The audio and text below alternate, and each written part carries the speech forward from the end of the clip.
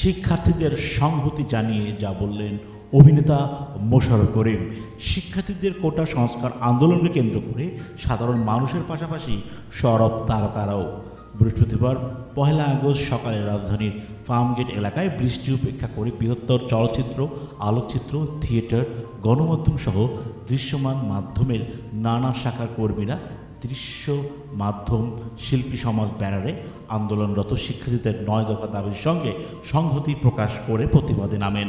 দেশের চলমান অরাজকতা, হত্যা, গুম, পুলিশের আটক অভিযানের বিরুদ্ধে প্রতিবাদ করেন তারকারা। এর মধ্যে বক্তব্য দেন জনপ্রিয় অভিনেতা মোশাররফ করিম। তিনি বলেন, আমরা এখন ঘরে বসে থাকার মতো পরিস্থিতিতে নেই। আর একটা হত্যা, গুলি এসব দেখতে চাই না। হত্যা, গোলাগুলি, রক্ত এগুলোর বাইরে আমরা থাকতে চাই। আমরা শান্তি চাই। বক্তারা বলেন, সব হত্যার হিসাব ও বিচার করা, গুলি ও সহিংসতা বন্ধ, গণগ্রেপ্তার ও হয়রানি বন্ধ, আটক শিক্ষার্থীদের মুক্তির দাবিতে দাঁড়াতে এসেছে এখানে।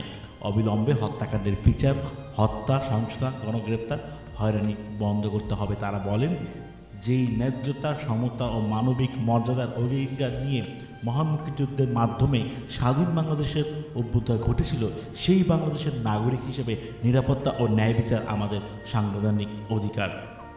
এছাড়াও মামুনুর রশিদ, আকরাম খান, নুরুল আলম আতিক, আজাদ, আবুল কালাম হাসান, আজমির হক বাদন, পিপলু খান, অমিতাভ রেজা চৌধুরী, মনিম ওয়াসিফ, ঋতু সত্তার, তসলিম আক্তার লিমা, তানিম নূর, সৈয়দ আহমেদ শাওকি, ওয়াহিদ তারেক, রেদওয়ান রনি, আমিরুল রাজিব, নুসরাত তিশা, তানজিব ওয়াহাব, জাহিন ফারুক আমিন, তানবির আহসান, ইয়াসির আল হক, শঙ্খ, সাবিলা নূর, নাসিব আমিন, তসনিয়া ফারিন, হুমায়রা বিলকিস,